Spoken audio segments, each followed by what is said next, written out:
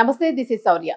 తమిళనాడు ముఖ్యమంత్రిగా విజయ్ దళపతి ప్రమాణ స్వీకారం చేయబోతున్నారు. సో ఇది గుడ్ న్యూస్ అనుకోవాలా? లేకపోతే మళ్ళా ఏమైనా హర్డిల్స్ వస్తాయా? ఇప్పుడు ఇది ఆమోదించారా లేదా?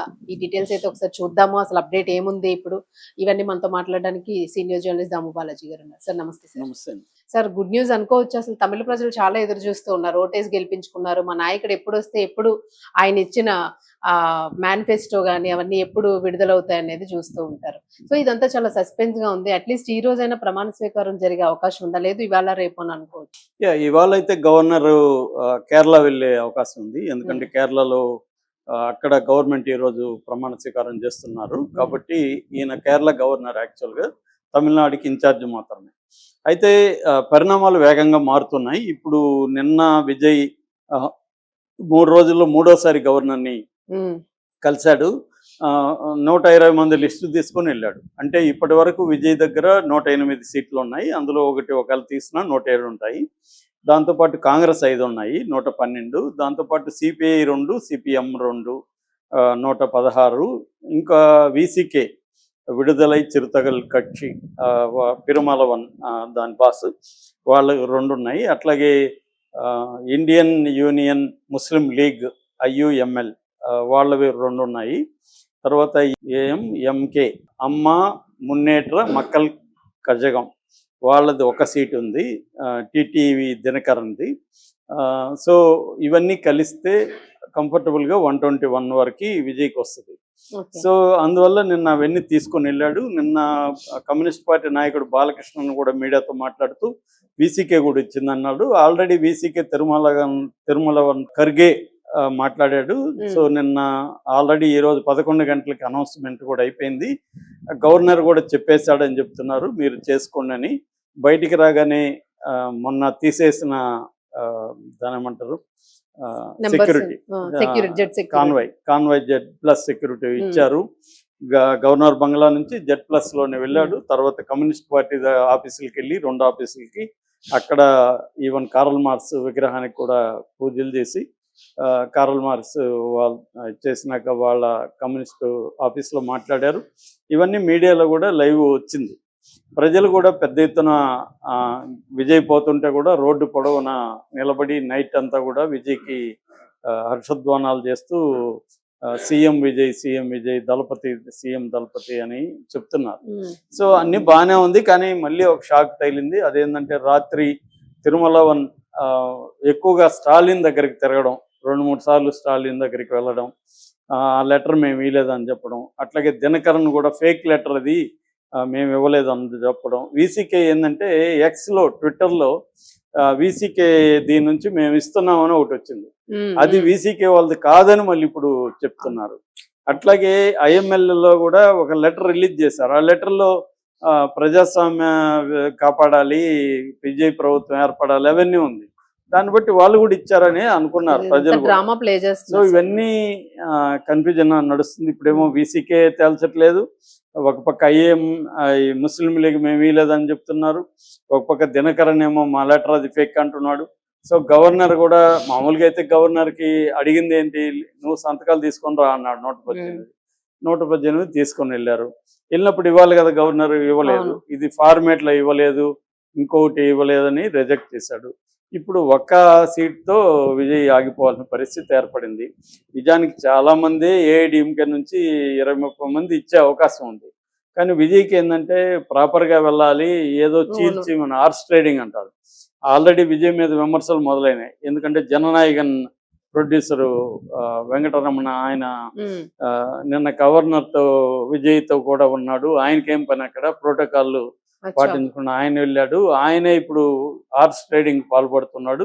ఆల్రెడీ సిపిఎం వాళ్ళకి డబ్బులు ఇచ్చి కొన్నాడు అని కూడా ఏఐడిఎంకే నాయకులు విమర్శలు మొదలు పెట్టేశారు ఆల్రెడీ. సో ఈ నేపథ్యంలో గందరగోళం అయితే ఉంది. కానీ మ్యాక్సిమం విజయే గవర్నమెంట్ ఫామ్ చేసే అవకాశాలు కనిపిస్తున్నాయి. ఎందుకంటే ఇప్పుడు విజయ్కి ఒకటి లేదంటే అర్థమేమి, అక్కడ వాళ్ళకి కూడా అంతే కదా. వాళ్ళు ఇప్పుడు ఇంకా గందరగోళం అది. ఎందుకంటే బీజేపీ ఏఐడిఎంకే వెనుకుంది, బీజేపీతో బద్ధశత్రువు అయిన డిఎంకే గెలవాలి.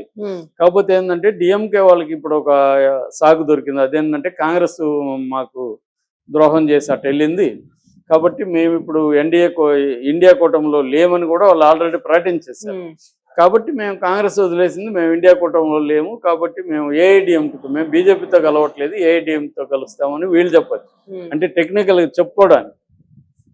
అలాగేమన్నా ఫామ్ అవుతుందా అనేది తెలియదు. ఇప్పటికైతే ఇమ్మీడియట్గా, ఎందుకంటే ఇప్పుడే నేను తమిళ న్యూస్లు అన్ని చూశాను లైవ్లు, ఇప్పటికైతే మాత్రం ఈ రోజుకైతే ఇంకా అనౌన్స్మెంట్ అయితే జరగలేదు.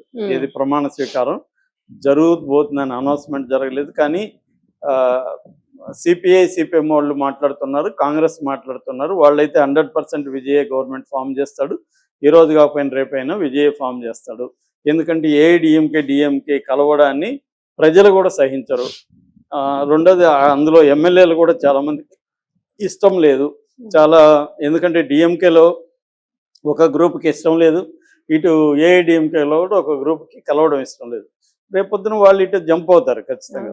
ఒకవేళ పొరపాటున గవర్నర్ బీజేపీ కాబట్టి గవర్నర్ ఏఐడిఎంకే, ఎందుకంటే ఆల్రెడీ పళనిస్వామి గవర్నర్ అపాయింట్మెంట్ అడిగాడు. ఆల్రెడీ పళనిస్వామి టీంలో చాలామంది నిన్న మీడియాతో మాట్లాడుతూ, పళనిస్వామి కింగ్ మేకర్ కాదు, కింగే పళనిస్వామి అవుతాడు, ప్రజల మద్దతు మాకుందని కూడా నిన్న చెప్తున్నారు. అక్కడే ఇప్పుడే పళనిస్వామినా లేకపోతే స్టాలిన్ అవడానికి లేదు, ఎందుకంటే ఆయన ఎమ్మెల్యే కూడా గెలవలేదు.